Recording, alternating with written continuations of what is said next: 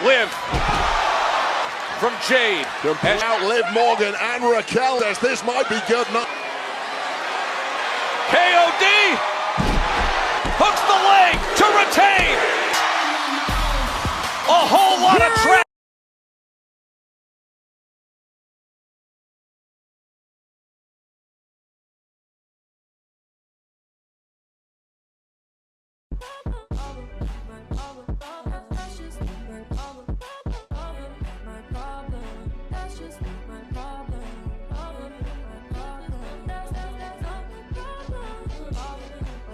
Hey, what's going on, YouTube? This is your boy TJ, and welcome to my YouTube channel, Wrestling Nostalgia, where I give my reviews and WWE shows and PLE events. And today, we are going to be reviewing Raw. But before I get into my review of Raw, go ahead and subscribe, like, share, and comment, and all the other good stuff, and help grow my channel. And without further ado, let's go ahead and get into my review of Raw. So we open up Raw with Gunther, and he comes out, he makes his entrance, and he says that he got a lot of things to get off his chest to his challenger, Damian Priest. This is when Damian Priest comes out and he says, oh yeah, don't try to run away now. Just go ahead and say whatever you gotta say to my face. So this is when Gunther says that you're nothing more than, and before he can finish, this is when Damian says that, oh yeah, that I'm nothing but street trash and all this other stuff, and that, oh, I just had to wait for a phone call and everything like that. He said at Survivor Series, I'm taking back my world title. The mystique around Gunther has disappeared and dissipated, and then been fading and fading and fading, and it really went away once Cody Rhodes pinned him at Crown Jewel. But I'm like, I mean, he just got rolled up. It ain't like he beat him definitively. So, but hey, whatever. This is when Liquid Kaiser comes out and he says, oh, you're not going to talk to him like that because you're nothing more than street trash and you're never going to beat him. He already beat you once. He's going to beat you again at Survivor Series and this, that, and the third. So as he's like scolding Damian Priest, this is when Gunther just go ahead and just is like, oh, no, no, no. And I'm like, what? So he says, no, because I'm not going to allow him to talk to you like that. And then he wound up getting socked in his face. And it looked like Gunther was going to go ahead and take a cheap shot too. But then this is when he gets stopped in his track. And it does look like he's kind of shook up or whatever, because he ain't hit him. And after he seen what Damian did to his little friend, it's just like, oh, you know, got the running. That's where this segment ends. We're going to see what's going to happen between these two in the upcoming weeks until Survivor Series. Is Damian Priest going to get his world championship back and be El Champion again? Or is Gunther going to retain and prove once and for all that his win wasn't a fluke? In our first matchup, it is a 6-woman tag. It is Pure Fusion Collective taking on Damage Control with a returning Dakota Kai. I'm actually glad to see her. Like, I'm glad she's doing better. Hopefully she does not have any more injuries, because I'm tired of her being injury prone. Like, goodness gracious, woman. But these two teams started off like really red hot, kind of back and forth-ish. Then like towards like the middle of the match, Damage Control was getting like a good majority of dominance in this match until towards the commercial break, when I want to say it was Zoe Stark wound up getting like an unfair advantage or whatever. So then after the commercial break, after everyone, I'm going like right to the end, like after everybody hit their little big moves and everything like that, Dakota Kai wound up doing a kick to Shayna Baszler. And then Io Sky wound up doing the moonsault, and 1, 2, 3, Damage Control pick up a big win over Pure Fusion Collective, and that is it. I don't know where they're gonna go with this. Pure Fusion Collective is cooked at this point, and yeah, I don't know if they can come back from this. And another thing, I don't know why, I have a feeling, I have a hunch that Dakota Kai is gonna turn at some point, and maybe even sooner than we think. I don't know why, I just have a feeling she just has a habit of doing this, but we're gonna see.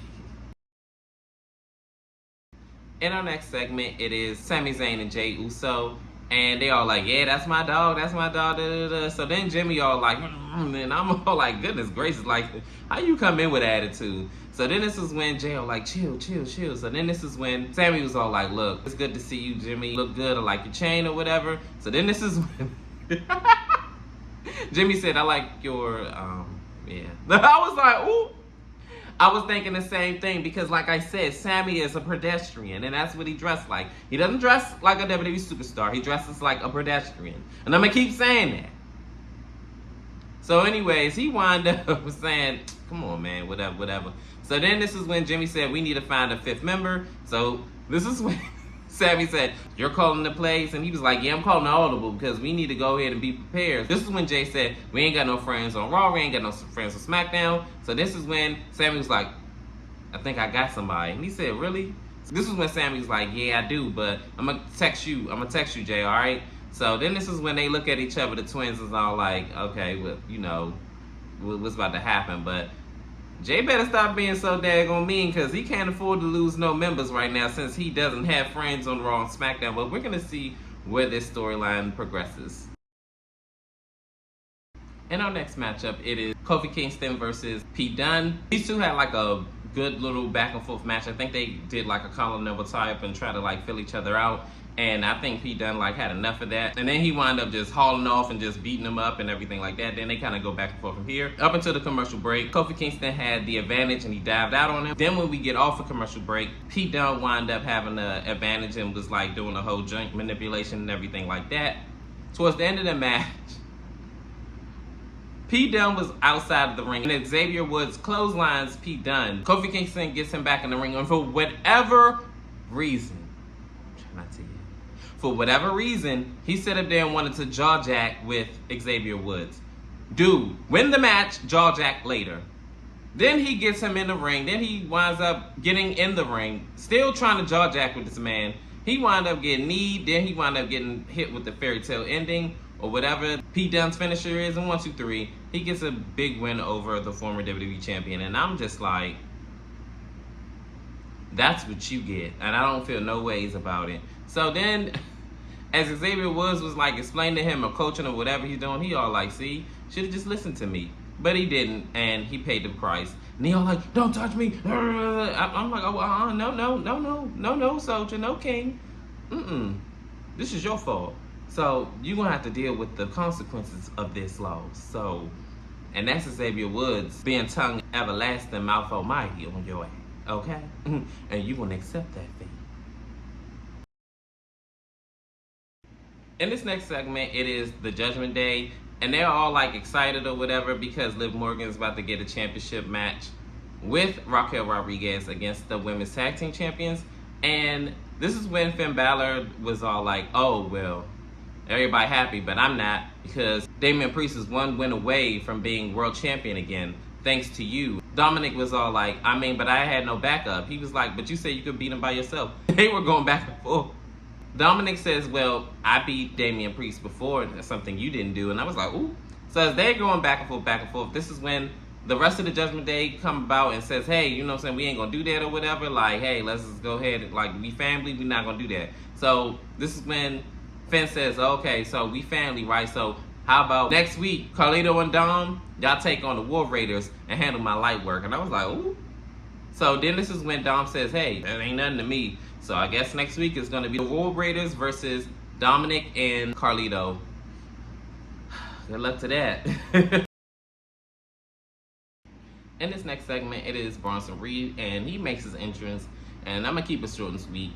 He calls out Seth freaking Rollins, and he says that you're a great competitor, but I'm not a competitor, I'm a monster. So come out here and face these monster hands. So Seth Rollins winds up coming out, and they wind up getting into fisticuffs, and they are just fighting all over the arena and outside of the ring, up until all the officials about like 3 or 4 times had to pull them apart. And this is where the segment ends. I know one thing, they better have a stipulation match, because I don't understand why in the world y'all keep doing regular matches for matches that call for brawls. Like, what are we doing here? Can we do a hardcore match or Falls Count Anywhere? Street fight? Come on, like, steel cage? Something, like, work with me here. In this next segment, it is Adam Pearce and Seth Rollins. And Seth Rollins says that I want the match, give me the match, give me the match. And Adam Pearce says, when is enough is going to be enough? He said, this is one more match. Don't ask me why, but I just want it. Okay, you want it, this is going to be it. One more match, that's it. So after that, this is when Seth Rollins winds up turning his attention to Sami Zayn. They wind up talking, and basically, make a long story short, Sami says that he wants Seth Rollins to be a part of War Games, the 5th member. Why are we doing 5 versus 5 instead of just doing 4 and 4 is beyond me. And it makes no sense why in the world would Seth Rollins want to be paired off with Roman Reigns with the rest of the bloodline. But hey, whatever. Seth says no in so many ways. And he walks off and he says, I don't know why, especially you, would align yourself with such a tyrant as Roman Reigns. And that's where this segment ends. I don't know what's about to happen here. I don't know why, like I said before, why they're doing 5 versus 5 and not just keep it 4 and 4. But we're going to see what's going to happen throughout the night. In this next matchup, it is Damian Priest versus Liquid Kaiser. In this matchup, it was pretty back and forth-ish. I remember at one point where Damian Priest was like in control up until the commercial break because he wound up bumping his shoulder into the ring post. And then after the commercial break, Liquid Kaiser was like beating him up and like keeping him grounded. But towards the end of the match, after Damian Priest wound up getting his whiffs about himself, he wound up doing his big moves and everything like that. A little bit back and forth later, Damian Priest winds up hitting his South of Heaven chokeslam in 1, 2, 3. Damian Priest gets a big win over Liquid Kaiser. But right after the match, this is where Gunther comes out, and it looks like he's a little shooken up about Damian Priest and this newfound confidence. But we're going to see what's going to happen at Survivor Series, because this is where these two are going to meet and face off at. And yeah, I'm interested in seeing how this is going to formulate at Survivor Series. In this next segment, it is the Final Testament and The Miz. And the Final Testament, or should I say mostly Karrion Kross, wants answers what happened with The Miz's meeting with the Y6. And he says, they let me go, I apologize, and you know, I just don't want nothing to do with them. I'm about to ask Adam Pearce for a leave of absence. I just can't take it. I just don't want to do it anymore. Just leave me alone. This is when Karen said, look, forget all that ugly stuff. I don't care about none of that. You know what? You owe me one anyway. But you know what? Forget all that. I owe you 2 broken legs, don't I? So go ahead. Boys, take him out in the ring. So they wound up dragging him into the ring, and it was all like, yeah, so what's up now? What's up now? He said, look, I don't know what's going on. Please leave me alone. I don't know. So this is when the Y6 comes out. The Final Testament and the Y6 wind up having a stare-off, but The Miz wound up hitting one of them in the back of the head with a steel chair, and then from there, a big brawl ensued where the Final Testament wound up getting the better hand of this, and they are left laying. And the segment ends with The Miz and Final Testament walking off, but with the Y6, or should I say, Uncle Howdy laughing it off. I don't know where they're going with this, and it kind of got a little interesting, but this looks like it to be a setup or a ruse. I meant to say that, and they had me going for a minute, I ain't gonna lie. We're gonna see where this storyline ends up. And finally, we get here to our main event. It is the Women's Tag Team Championships on the line. Jade Cargill and Bianca Belair versus Liv Morgan and Raquel Rodriguez.